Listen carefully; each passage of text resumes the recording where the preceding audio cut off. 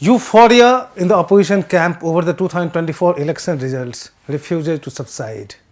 There is an overwhelming sense of relief that Prime Minister Narendra Modi is not invincible and that he won't most likely be the BJP's face in the next election.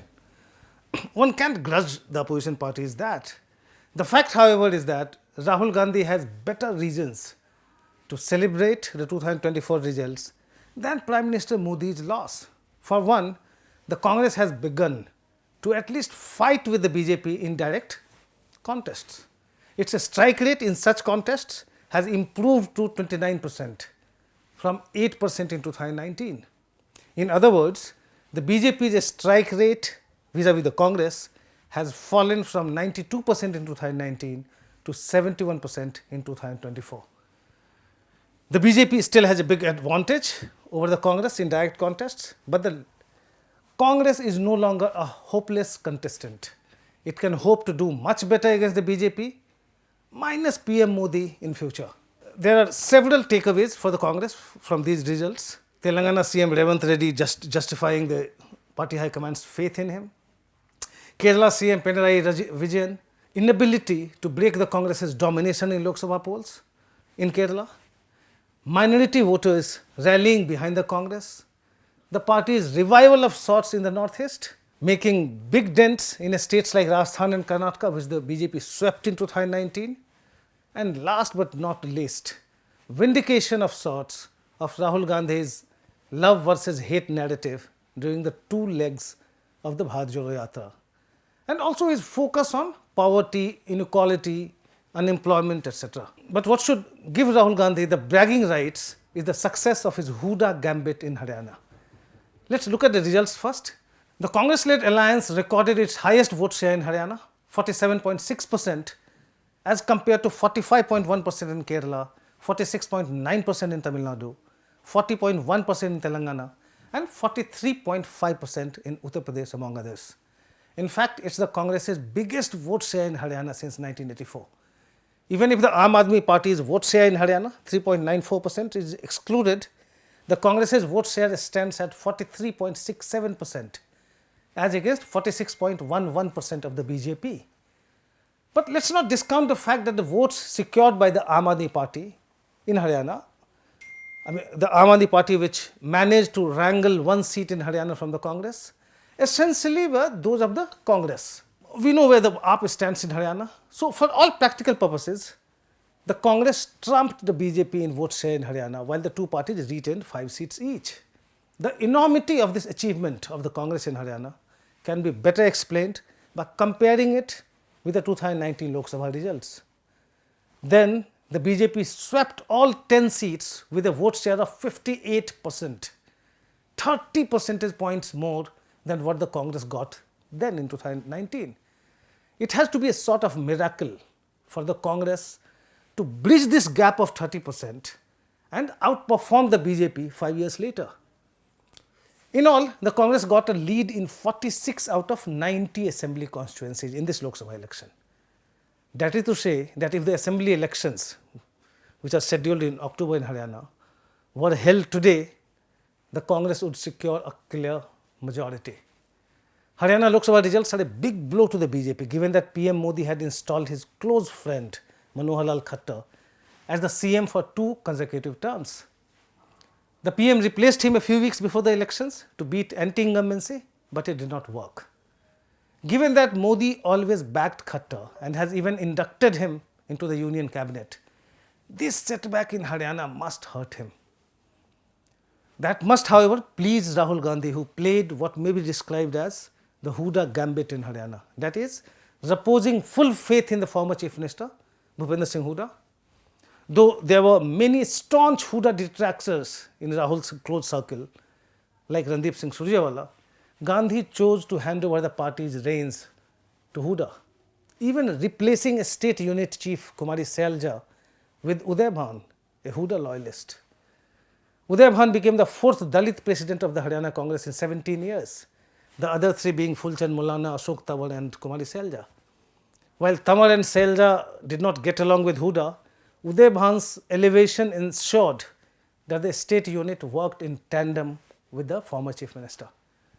The way Deepender Hooda won his Rohtak seat tells the story of the Congress's domination in Haryana in the 2024 general election. Deepender had 2 years left in the Rajya Sabha but chose to contest the Lok Sabha polls.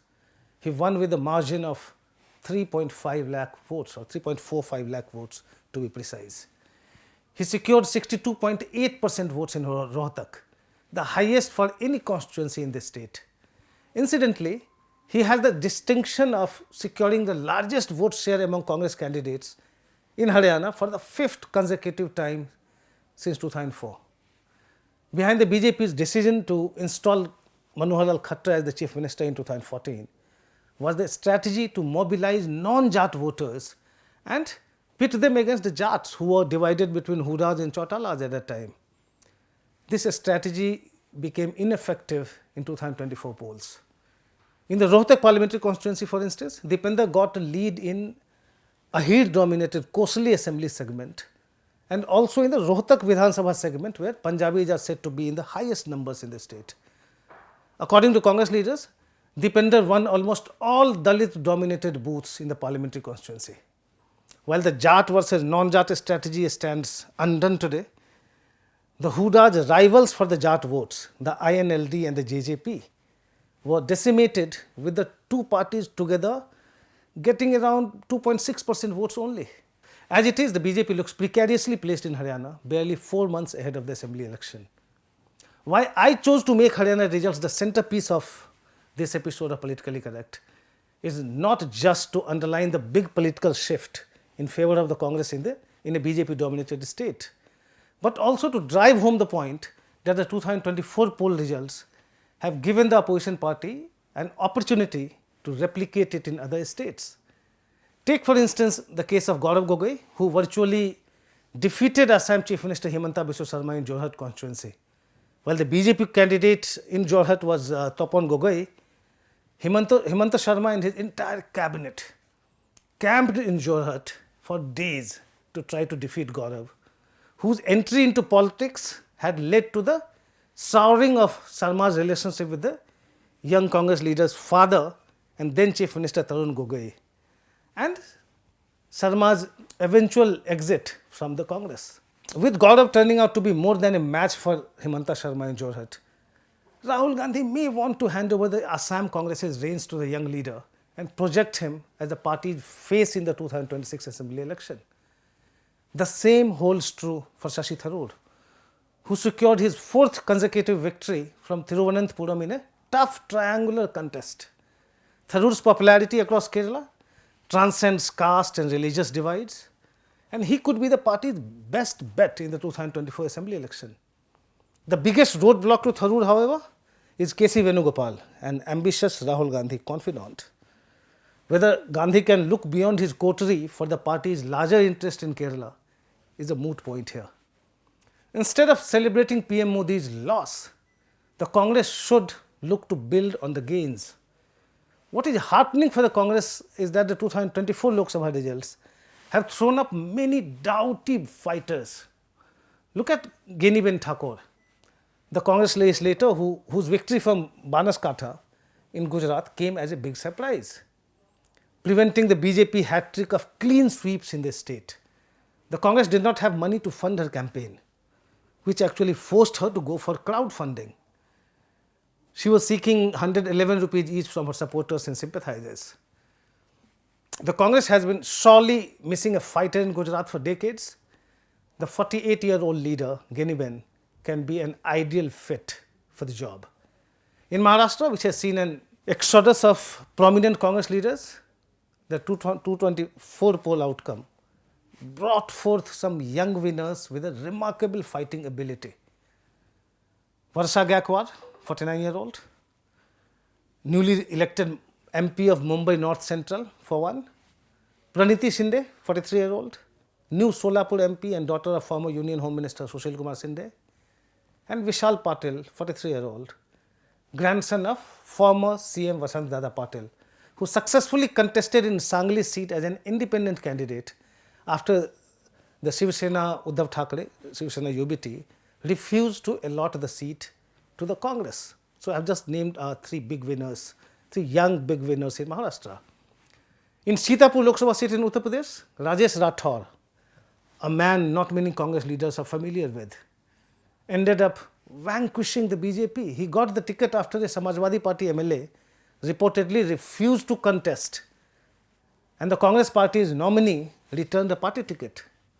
Rathore ended up winning the Sitapur Lok Sabha seat for the Congress after 35 years.